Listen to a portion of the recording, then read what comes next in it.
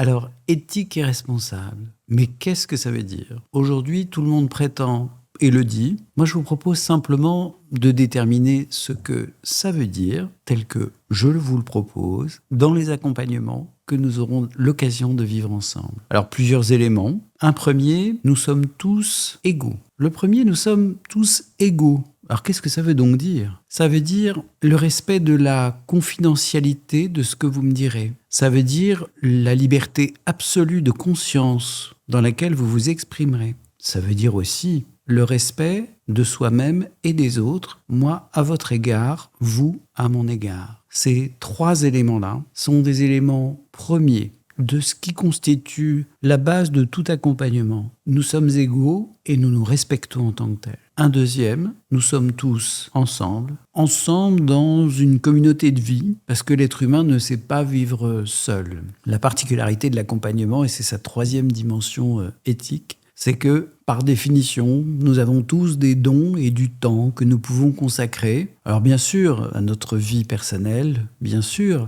à notre vie professionnelle, mais aussi et surtout à notre vie sociale. Que faisons-nous pour le collectif? Alors, pour ma part, la réponse est ma contribution et c'est celle que je vous apporte aussi. C'est que concrètement, l'accompagnement que je vous donne, qui est un accompagnement bien évidemment facturé, il est aussi utile pour moi pour mener les activités qui sont des activités bénévoles, associatives, dans lesquelles je fais aussi don de mes compétences, don de mon temps. C'est une manière d'assurer aussi une présence auprès de toutes celles et de tous ceux pour qui simplement bénéficier d'un accompagnement ne serait financièrement pas possible, culturellement pas imaginable ou tout simplement inaccessible. Un troisième, nous sommes tous collectivement responsables. Alors qu'est-ce que ça veut dire, responsable? Un point important, nous vivons dans un univers en transformation climatique, transformation économique, sociale, avec beaucoup de processus qui évoluent, beaucoup de cultures, beaucoup de manières d'être qui sont ensemble. Par contre, nous sommes tous responsables du jardin dans lequel nous évoluons. Nous sommes tous responsables de l'espace de vie que nous nous créons en proximité individuelle, en proximité familiale, en proximité professionnelle. C'est de cette responsabilité-là dont je vous parle. Celle par laquelle nous sommes simplement, à chacun à sa mesure, chacun à son niveau, en capacité et en droit de pouvoir pleinement identifier ce qui va faire que le jardin de notre vie, le jardin dans lequel nous allons évoluer, sera plus agréable pour vous.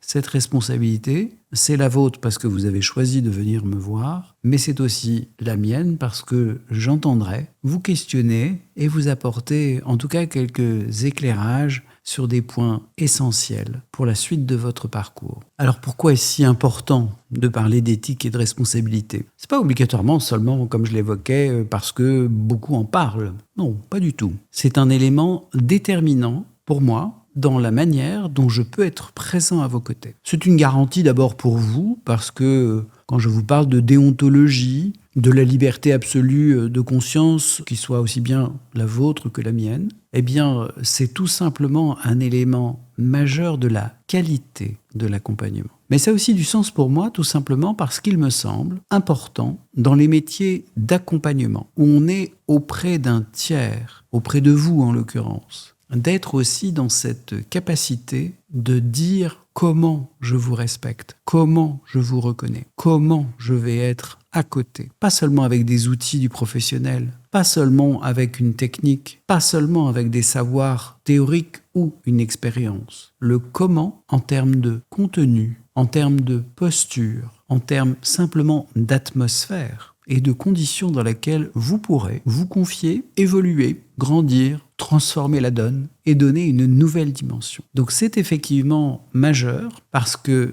si ce préalable-là n'existe pas, alors vous pouvez effectivement choisir celui qui aura fait telle et telle formation, celui qui aura telle ou telle recommandation, celui qui aura pu travailler dans des grandes entreprises, celui qui aura pu bénéficier de telle ou telle possibilité de communication, sans doute. Mais êtes-vous certain que lorsque vous allez parler de ce qui vous concerne, ce soit obligatoirement celui-là ou celle-là qui soit en capacité de vous accompagner au fond, vous, en tant que personne, dans vos propres questionnements, dans vos propres hésitations, dans vos propres certitudes aussi.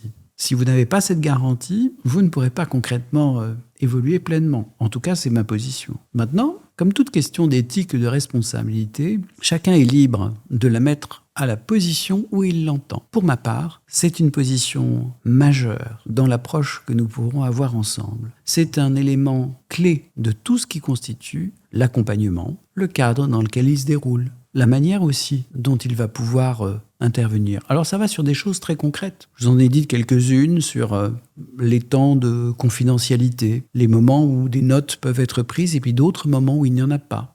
Les moments où il peut y avoir des hésitations. Vous savez, ces temps un petit peu plus longs dans lesquels il y a du silence. Le silence fait partie de ce travail et de ce comment et de cette éthique. Le respect de la parole autant que le respect du silence est essentiel. En tout cas, c'est ce que vous apporte tout simplement. Mais ça peut être aussi des choses beaucoup plus profondes. Quand je parle de responsabilité sociale, c'est aussi vous dire que nous avons collectivement en tout cas une mission. Vous ne pourrez aller mieux, y compris dans un contexte professionnel. Votre équipe pourra se sentir plus à l'aise, selon moi, qu'à partir du moment où le contexte dans lequel elle évoluera, dans l'organisation dans laquelle vous êtes, mais aussi et surtout dans un environnement plus large, elle sera plus sereine, plus efficace, plus performante, plus équilibrée, quel que soit le mot que vous utilisiez, plus à l'aise, plus alignée. On pourra utiliser tous les autres adverbes et mots possibles, aujourd'hui utilisés dans les médias très couramment par tous les intervenants. En tout cas, dans tous les cas, ceci n'est possible qu'à partir du moment où un contexte général est aussi créé. J'estime pour ma part que nous avons tous, chacun à notre niveau, chacun selon ce que nous avons la capacité de faire, selon le niveau de responsabilité où nous sommes, l'occasion de le faire. J'ai choisi les métiers de l'accompagnement pour être dans cette proximité, dans cette certitude, pour vous apporter cette éthique et cette responsabilité. Et pour vous, en tout cas, la garantie d'avoir un professionnel qui sait tenir compte, certes de vous, de l'organisation dans laquelle vous évoluez, mais aussi de la société dans sa globalité.